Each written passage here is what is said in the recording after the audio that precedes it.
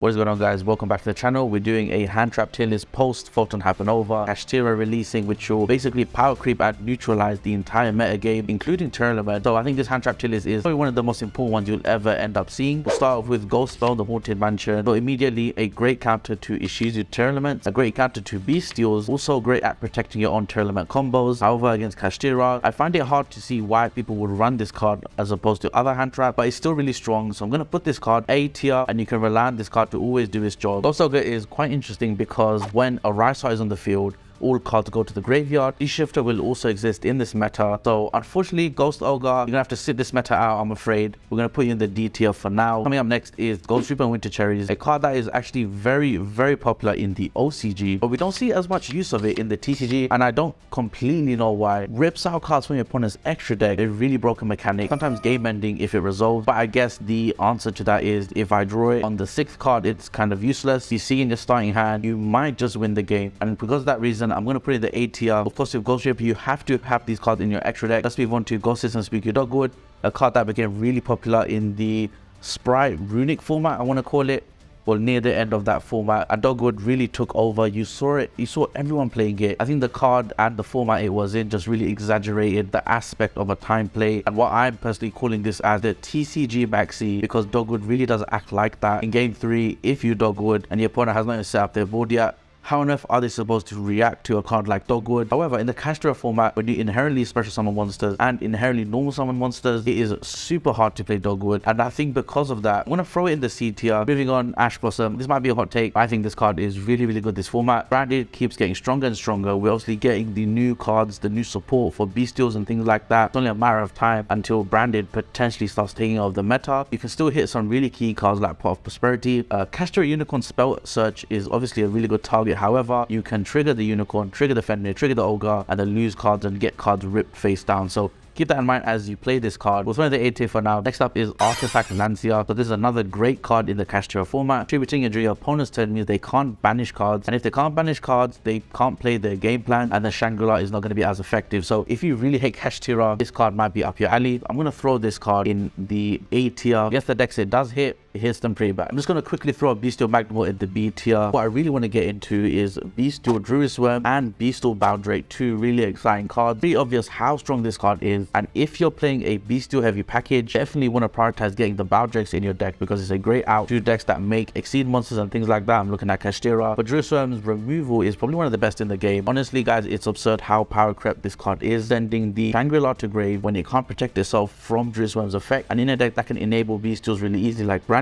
Bestial. Definitely don't underestimate Druid Swarm going into the next format. I'm going to put Boundrake in the A tier, but I want to say S tier. Sorry guys, I'm going to put it in the S tier because it's going to be super effective. That's what the S stands for. The same can be said for Effect Veiler as cards like Drawn Lockbird and Ghost Ogre. It's hard to really expect a card like Effect Veiler to work all the time. I'm going to throw Effect Veiler in the C tier. I just don't see it being played as much. Droll can be a game ender. A lot of decks now have field spells that search, and if you hit them at the search of their field spell, you're going to see a lot of D-Shifters, which is going to shut down this card. So because of that reason, I'm not going to put it in the S tier. I'm going to put it in the A tier, and the games where it is effective will just straight up win the game, and I don't think you can discount that where game finish in 2 to 3 turns. DD Crow, I don't see why you would ever want to play this in the current format. I'm going to throw this in the D tier. Nibiru is another great card, but of course losing to Gigantic Sprite, losing to Rocalo, this card has a really crazy power spike, but it can be stopped really easily by the best decks in the room, minus Kashtira though. So keep in mind that if you're playing as Kashtira, Nibiru will be super effective. I would love to put it in the S tier because the fact it can be shut down by such easy to summon monsters makes this card not as strong as it used to be. Impermanents going straight in S tier. If you can hit the Kashtira Unicorn, they can sometimes just end their whole turn. You can hit the Kit Kalos, you can hit a Flunder monster, you can hit Barrier Statue. This card gets even more crazy in the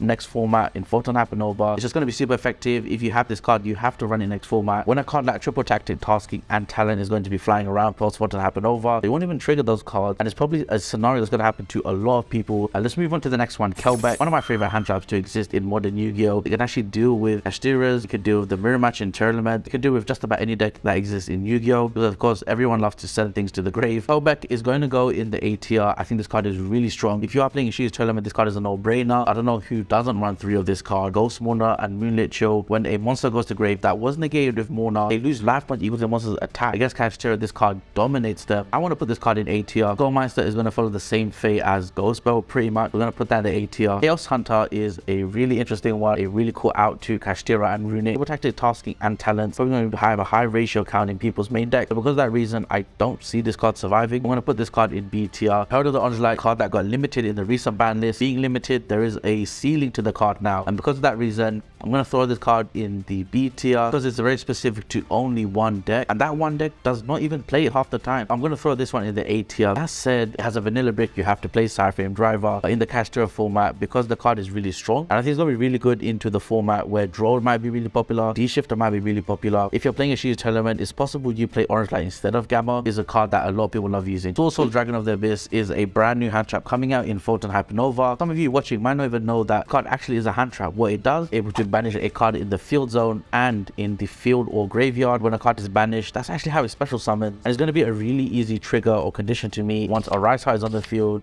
which is like the bread and butter of Kashtira. I would have loved for this card to be level 7 and being able to be normal summoned. I'm going to put this card in the B tier. I would love to see people use this card, and I think it might actually see some fringe play. Potentially the kind of card you see in a top 32 YCS match, and then out of nowhere the card just spikes up in price. Let's see if that happens. I'm going to say that and put that on the internet. D-Shifter, we're going to throw this in the A tier. It's a check to tournament. A lot of decks are going to be using this card though, so maybe it might lose its power scaling as more decks use this card. Contact C is a really funny card. It's actually going to be really effective in the Photon Hypernova format, but we could also say the same in the tournament dominant format, but we never really saw it take off. For that reason, I'm going to throw the card in the C tier. Hiding C, a brand new hand trap coming out in Photon Hypernova, and basically is a really strong dark hole on your opponent's turn. Not something we've seen before. Because it's a level 7, it has obvious applications with the Kashtira, with Kashtira Birth being able to normal summon this card. For some people, that just might be enough for them to put it in their main deck. Of course, Shangri-La can protect itself from battle or card effect. So how effective will this card actually be? Let's put Hiding C in the B tier. I would love to be proven wrong and I see this card go absolutely crazy in YCS Leon. Again, Macaria is obviously a branded only card, but I still wanted to put it in this list. We're playing as branded, expect to be hand trapped by this really powerful card. Macaria is most likely going to go in the A tier. I know it's only for one deck, but in that one deck, the card does so much. Next up is a card you probably don't even know exists. Card is actually a level 7, potentially a Kashtira tech, and basically what Miradora does is it can negate a monster's effect on the field. He can't be negated, which means you can actually get away with stopping a crazy extra deck type monster that your opponent special summon. However, it does have to stay on the field. I don't see the card existing or staying on the field for that long, but because the negation can't be responded to, so let's throw this card in the C tier. And last up on the list is Soravis, the Ancient and Ascended. Not something you actually summon. Of course, it is a ritual monster, but you can negate a card that targets another card you control. Unicorn is Kashtira, so you want to make sure you're protecting Unicorn as much as possible,